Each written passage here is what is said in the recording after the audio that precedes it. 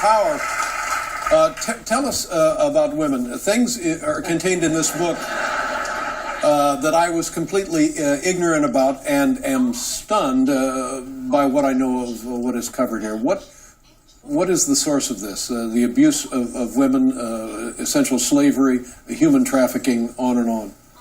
Well, it's the worst human rights abuse on earth, and it's basically unaddressed.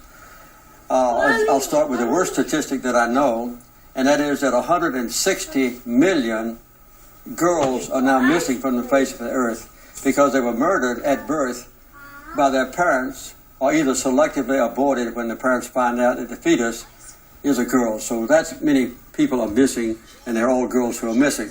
The second, and how many countries represented in this? A good many countries. I don't know how many parents in America would rather have a boy than a girl if they're very poor and they feel they can't support children. But in about 15 years ago, there was an accurate assessment in China, and 50 million were already missing there because the Chinese government had mandated one is best, two is most. And then India has had the same problem with them, and in many other countries as well. So now, for instance, in China and India and South Korea and some other countries, young men can't find brides to marry. So they buy brides, and that increases the amount of slavery that exists on earth. The slave trade now is much greater than it ever was in the 19th century. It amounts to about $32 billion a year. And the United States State Department is required by law now to assess the slavery market. And they estimate that 800,000 slaves are sold across international borders every year. And 80% of those slaves sold are young girls who are being sold into the sex slavery. And this occurs, about 100,000 of them are in the United States, not sold across international borders. Atlanta is a key of a human trafficking or slavery trade. How and why would it be?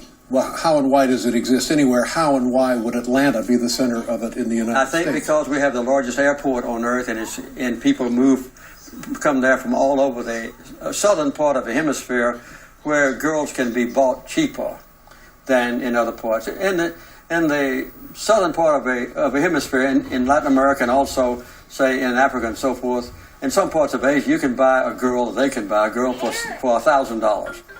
In Europe and so forth, it costs up to $8,000. But a pimp or a brothel owner can make about $20,000 a year per girl when she's in slavery. And a lot of these prostitutes are there against their will. They didn't want to be there to start with, but they're threatened, they're drugged, and so forth, and they can't leave.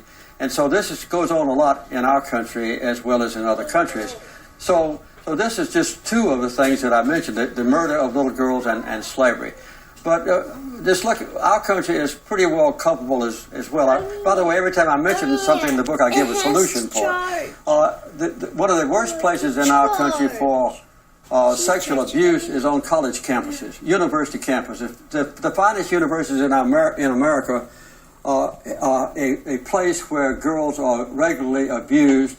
Quite often, the rapists are serial rapists who know that when they go to a college campus, they won't be revealed and they won't be charged, they won't be prosecuted. Because college presidents and deans don't want their universities to get a reputation as a center for sexual abuse.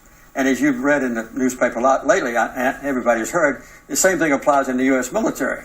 Year before last, there were 26,000 cases of sexual abuse, and only about 300 were actually brought to justice, which is about 1%. In fact, only 4% of women on college campuses report a rape, and that's about 1/6 as much as in civilian life. So you see that these two of the most, I would say, revered institutions in America, if it's that bad in our country, how much worse it would be in other countries where sexual mutilation. I'm just stunned that we're sitting here having this conversation. Well, it's 2014. We're talking about this. It's almost incredible. It's hard to believe. It's unfathomable. Yeah. Some of it, is it all economic? Is some of it cultural? A lot of it is economic, yes, and some of it is cultural because in some areas of the world, even though the Quran doesn't mandate it, and certainly the Bible doesn't, little girls have their genitals removed when they're born, before they're 4 years old. For instance, in Egypt, where I go quite often, it's looked on as a fairly moderate country, over 90% of all the females above 4 years old have had their genitals cut or mutilated. And in some other countries, like Sudan and so forth, it gets up to above 95% of girls who have their genitals removed. So they can't enjoy sex. And in the most extreme cases, after they cut her, they call them, with a razor blade, after they remove the adjorbent part of the female sexual organs, they sew them up.